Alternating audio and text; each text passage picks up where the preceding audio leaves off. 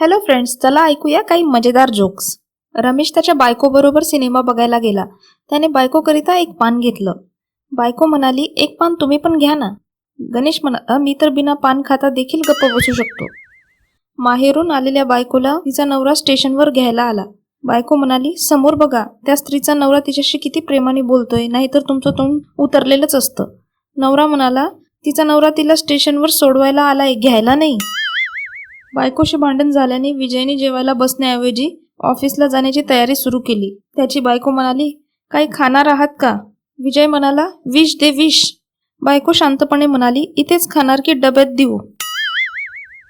रमेशची बायको त्याला म्हणाली, अहो, काल डॉक्टर सांगत होते माझा बीपी वाढलाय. पण बीपी म्हणजे काय हो? रमेश म्हणाला, अगं बीपी म्हणजे बावळटपणा. बायको नवऱ्याला 2 5 रुपयाची नाणी देते आणि सांगते, 5 रुपयाचे बटाटे आणि 5 रुपयाचे कांदे आणा. नवरा विचारतो, कोणत्या 5 रुपयाचे बटाटे आणि कोणत्या 5 रुपयाचे कांदे आणू? बायको म्हणते, माझ्या हातून तुमचा निळा शर्ट जळाला.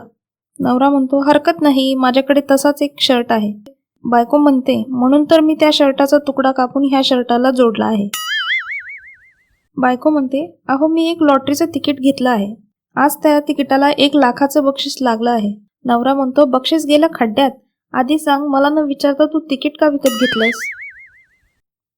बायको म्हणते, अहो, मी जिथे पैसे ठेवते ते रोज राजू चोरतो. काय करू?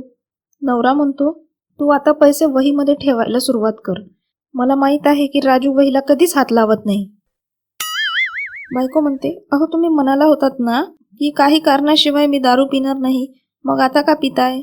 नवरा म्हणतो, अगं, आता दिवाळी जवळ आली आहे ना, मग रॉकेट सोडायला रिकामी बाटली नको का, म्हणून.